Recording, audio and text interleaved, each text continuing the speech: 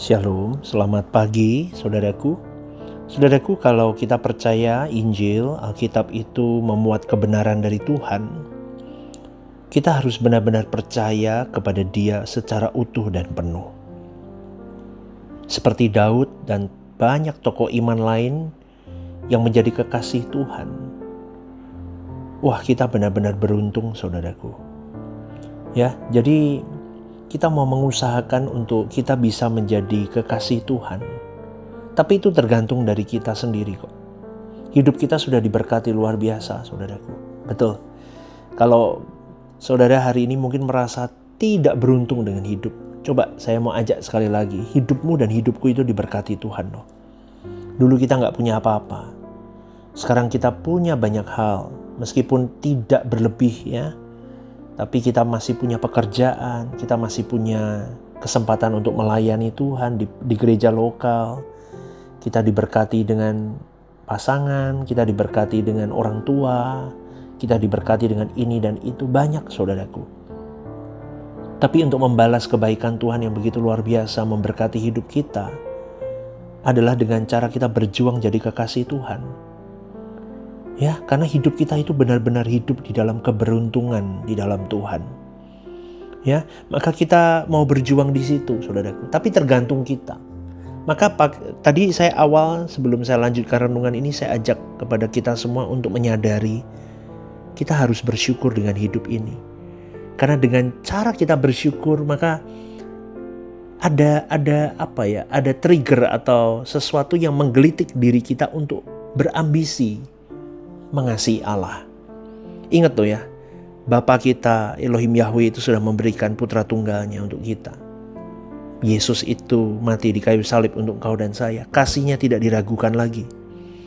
Tapi seberapa kita benar-benar juga memberi diri kepada Dia untuk menjadi kekasihnya, itu yang menjadi masalah sebetulnya. Maka itu yang menjadi perenungan kau dan saya. Kita harus menyadari bahwa kalau kita menjadi kekasih Tuhan, maka kita adalah manusia yang paling beruntung. Kita tidak perlu ragu dengan masa depan kita. Pokoknya cinta Tuhan aja, saudaraku. Lakukan bagian kita terbaik. Tuhan jaga hidup kita.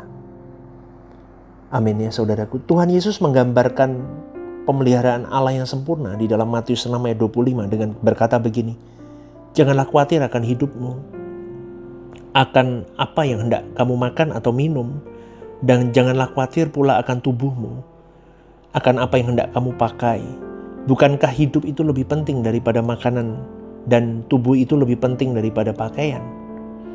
Pada ayat berikutnya Tuhan memberikan analogi pemeliharaan Allah kepada burung dan bunga bakung yang hendak menekankan jaminan, garis bawah ini saudaraku, jaminan pemeliharaan hidup bagi setiap mereka yang percaya dan bertanggung jawab. Amin ya saudaraku. Janji Tuhan itu sempurna. Maka yang menjadi permasalahan utama dalam menjalin relasi dengan Tuhan itu bukan pada pemenuhan kebutuhan jasmaninya yang sudah diberikan dengan sempurna, tetapi bagaimana manusia bisa bertanggung jawab atas hidupnya. Maka pertanyaan yang mau saya bidikan kepada kita semua pada pagi hari ini adalah, apakah kita punya gelora atau gairah untuk mengasihi Tuhan? Karena kalau kita memiliki gelora itu dan kita berjuang di situ, maka janji Tuhan akan terpenuhi dalam hidup kita. Amin, saudaraku. Itu dorongan untuk mengarahkan pada perubahan pola berpikir kita, supaya kita mengabdikan diri kepada Allah. Dalam Matius 6 ayat 24 berkata, kamu tidak bisa mengabdi kepada dua tuan. Terang tidak bisa bercampur dengan gelap. Allah adalah Allah yang cemburu. Maka kita tidak boleh memiliki kekasih lain dalam hidup ini. Kekasih kita cuma Tuhan. Tidak boleh ada yang melebihi cinta kita kepada Tuhan, apapun dan siapapun. Susah ya, tapi memang itu syaratnya saudaraku. Maka setiap kita harus memperkarakan diri setiap saat, apakah masih ada seseorang atau sesuatu dalam hatiku yang lebih berharga daripada Tuhan. Dengar baik-baik ya saudaraku, ini bukan pertanyaan yang mudah dijawab, tapi harus dipertanyakan setiap saat dalam hidup kita. Karena sadari setiap saat kita bisa menutup mata di bumi ini, tapi sebelum hal itu terjadi, pastikan tidak ada yang mengikat kita melebihi ikatan Tuhan dalam hidup kita. Termasuk ikatan dosa. Apapun itu harus dilepaskan. Karena engkau dan saya memang posesif milik Tuhan. Kau dan saya memang dimiliki Tuhan eksklusif. Maka untuk menjadi kekasih Tuhan kita harus sadar itu dulu. Kita harus selesai dengan dunia. Kita harus selesai dengan segala kesenangan. Kita harus selesai dengan segala hal yang mengikat kita untuk tidak bisa terbang ke Tuhan. Maka setelah kita menjadi kekasih Tuhan, kita berjuang di situ tiap saat. Maka jangankan kebutuhan jasmani, mungkin hal-hal yang tidak kita pikirkan pun Tuhan sediakan. Itu janji Tuhan. Apalagi kebutuhan hidupmu. Amin ya saudaraku. Jadi yang dikejar bukan itunya, tapi yang dikejar adalah bagaimana aku bisa menjadi kekasih Tuhan yang optimal. Karena menjadi kekasih Tuhan itu dampaknya luar biasa bagi kehidupan kita. Di satu titik kita akan punya rasa takut dan gentar akan Dia secara patut dan benar. Kemudian kita akan hidup suci, mau tidak mau. Itu jadi pattern hidup kita. Kemudian kita akan rela berkorban untuk Dia dan pekerjaannya. Gak hitung-hitungan lagi, saudaraku. Itu yang dimiliki oleh Paulus. Anda bisa lihat cerita Paulus kan? Nah itu orang yang digambarkan sudah menjadi kekasih Tuhan. Dia berjuang. Kisah Rasul 20-24 dikatakan, tetapi aku tidak menghiraukan nyawaku sedikit pun. Itu kata Paulus loh. Asal saja aku dapat mencapai garis akhir dan menyelesaikan pelayanan yang ditugaskan oleh Tuhan Yesus kepadaku untuk memberi kesaksian tentang Injil kasih karunia Allah. Itu titik ekstrim seorang yang sudah mengerti untuk apa dia diciptakan. Bagaimana engkau dan saya, saudaraku? Coba renungkan ini ya. Kita sudah se-ekstrim Paulus atau belum? Kalau sudah levelnya di se-ekstrim Paulus, maka kita baru bisa berkata, aku mau seperti Yesus. Kalau enggak susah deh. Tiba-tiba mau seperti Yesus, berat, saudaraku. Maka sadari ya, jangan kejar janji Tuhannya. Itu pasti, gak usah dibingungin. Janji pemeliharaan Tuhan.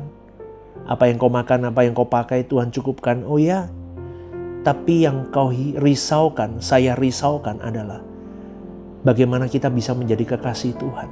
Itu yang harus menjadi agenda utama kita. Amin ya saudaraku. Maka kesediaanmu dan kesediaanku menanggalkan segala sesuatu untuk kita mengarahkan hati kita untuk memahami maksud dan tujuan Allah bagi kita, itu harus benar-benar bulat dan kuat. Karena dalam perjuangan untuk mencapai itu dibutuhkan titik kesucian yang tinggi, yang ekstrim. Titik tekad pengorbanan yang tinggi.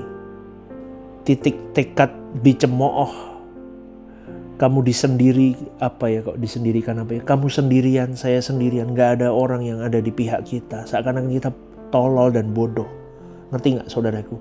Kadang ikut Tuhan itu seringkali dibuat begitu. Ludes, habis, remuk, total, hancur saudaraku. Rasanya kayak begitu. Tapi di situ baru kita bisa merasakan Tuhan itu hidup. Di situ kita baru bisa merasakan Tuhanlah hanya satu-satunya penghiburanku dan kekuatan. Wah, keren saudaraku. Tapi memang tidak mudah. Tidak semua orang sanggup melewati level-level ini. Dengan kata lain, kita harus bisa memahami rancangan Allah semula bagi diri kita. Di dalam hal yang kita lalui. Maka milikilah hubungan eksklusif dengan Tuhan. Itu adalah kesempatan yang mahal yang tidak akan terulang dalam hidup seorang manusia. Maka dari itu jangan sampai kita menyayangkan sesuatu dalam hidup ini untuk kita lepaskan demi Allah. Jangan sampai kita seperti Esau yang menukarkan hak kesulungannya hanya untuk semangkuk makanan yang untuk mengenyangkan dirinya di saat itu. Jadi sekali lagi, janji Tuhan itu sempurna. Janji Tuhan itu ya dan amin.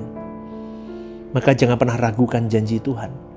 Tapi sekarang kejarlah bagaimana kita bisa menyenangkan hati Tuhan dalam sehari-hari hidup kita. Sampai kita bisa menjadi kekasihnya yang sempurna. Amin ya saudaraku ya.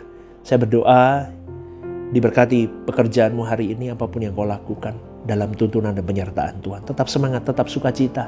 Tuhan itu baik loh. Ya, kita punya apapun hari ini, syukuri.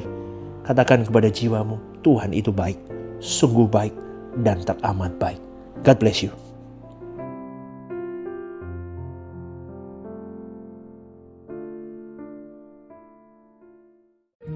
Ibadah Suara Kebenaran, setiap hari Rabu, jam 6:30 malam, di Gereja Sentral AND Mall Lantai UG. Ibadah Raya setiap hari Minggu, jam 10 pagi, di Gedung Gereja Sentralan Mall Lantai UG, disertai ibadah anak dan teens. Home Usia Indah, setiap Jumat Minggu kedua, jam 5:30 sore, di Gedung Gereja. Ajak rekan dan saudara Anda untuk bergabung bersama kami.